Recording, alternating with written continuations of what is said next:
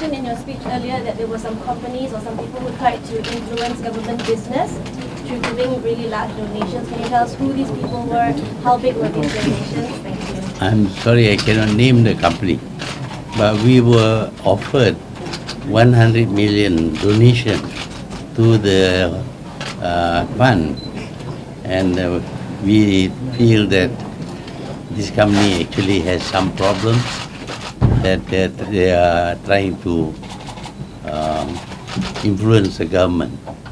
So we rejected.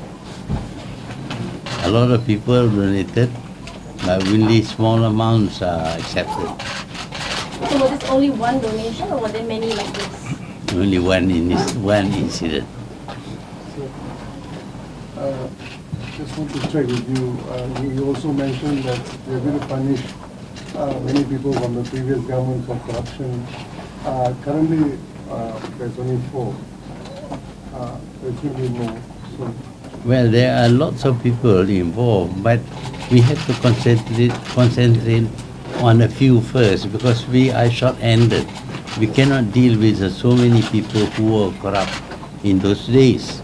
So for the moment, we go for the big boys. But eventually, of course, when we have gathered enough evidence that can stand up in a court of law, then we will take action against them. So you have put a lot of things in place in the 6 months that you've been around.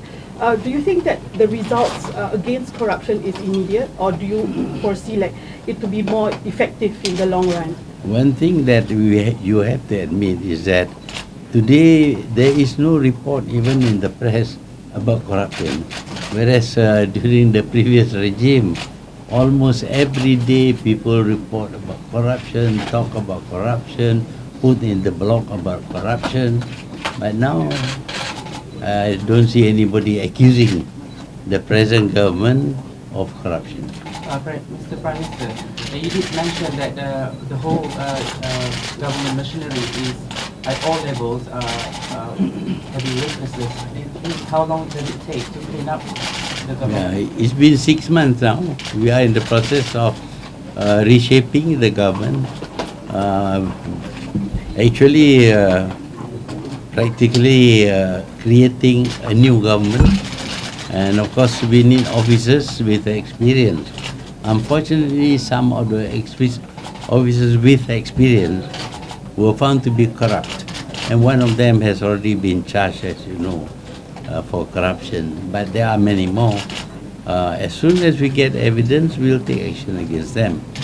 But in the meantime, we have work to do to govern the country.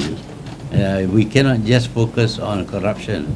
We have to ensure that the government works well, gives the people the right kind of guidance, and also formulate new laws, repeal some of the old laws which were oppressive. So there is a lot of work to do. A lot of people have a lot of problems, of course, and we try to solve some of these problems as much as we can. Would there be any addition in the educational policy to instill anti-corruption policies? Yes, we believe that if we can build into citizens of this country a strong feeling against corruption, there will be less corruption. But there are some people for the past government who actually encourages corruption, and to do away with that is not easy. For example, the people will be given free money. Fishermen, for example, were practically paid a salary. We can't afford to do that because we don't steal money to give to people. We earn money through the usual taxes that are collected by government, and we have to use the money wisely.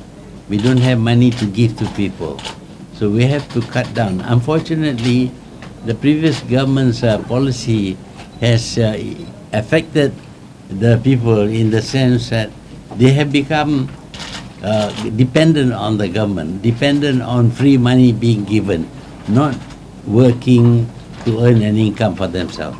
With all these anti-corruption efforts, do you expect our ranking in anti-corruption indexes will be improved? I think it has already improved. So we will be ranked further higher. But have they lowered our ranking? I haven't seen anything. What is our present rank today since the PH is through the country? I don't know. How do you hope foreign countries will perceive Malaysia's new government? Well, a lot of investors who before refused to invest in Malaysia have now come back, and they say they are happy that with the treatment they receive from this government, nobody asked for 30% free share or refused to approve application because they do not want to bribe the officers. There's been no reports on that. We are open. If anybody knows about incidents of corruption, do tell us. We will protect you and we will take action against the corrupt officers. Dr. Akbar Sata has suggested to seize corruption money into the Tabung Harapan. What are your thoughts on this? Corruption money? Yeah, seize corruption money into the Tabung Harapan. What are your thoughts on this? No, the corruption money should be given back to the people who corrupt. And if they have been forced to bribe officials, well, they will not be prosecuted. But if we find that they themselves offer money, then they too will be charged.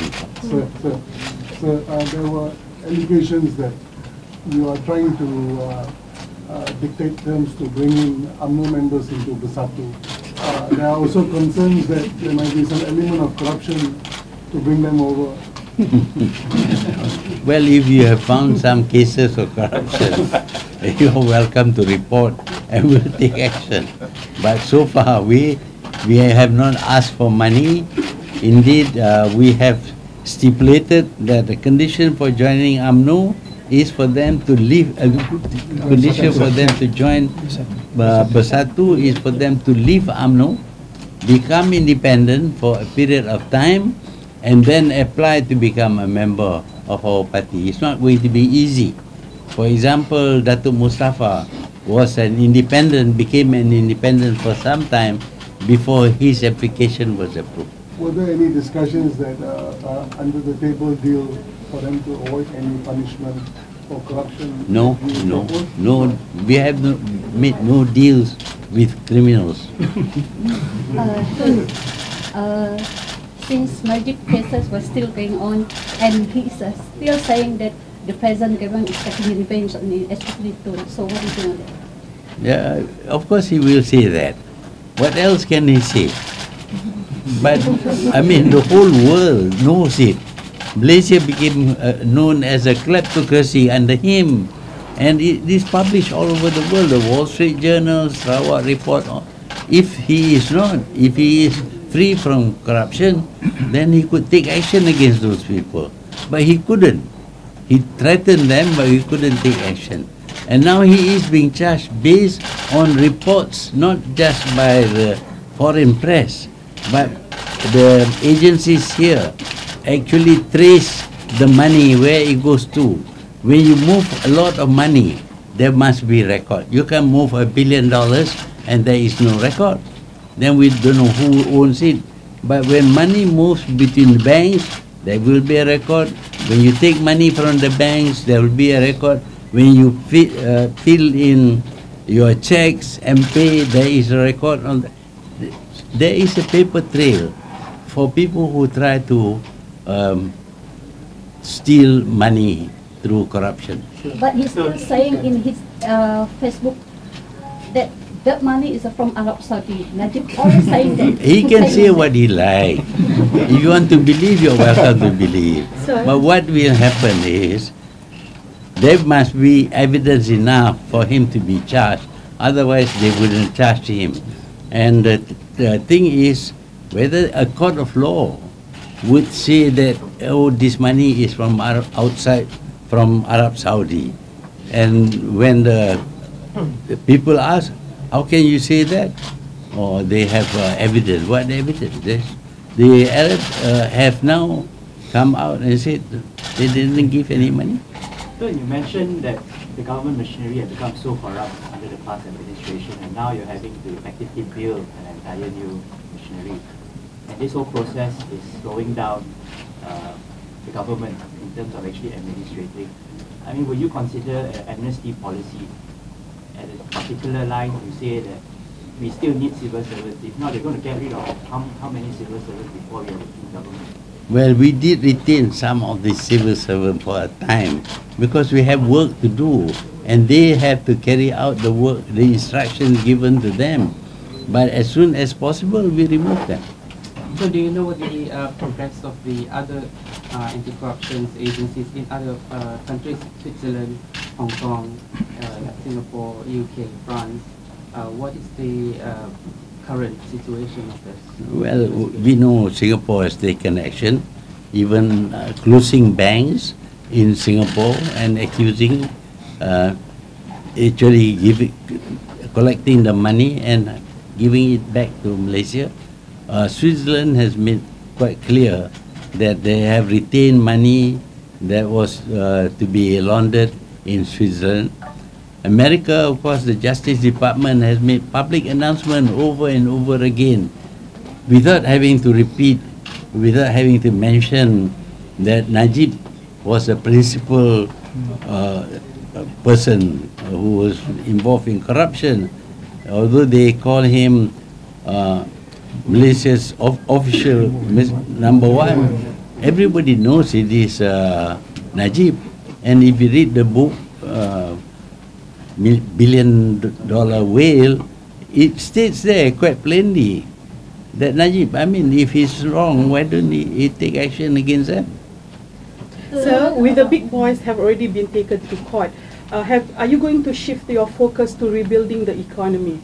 We are already working on rebuilding the economy.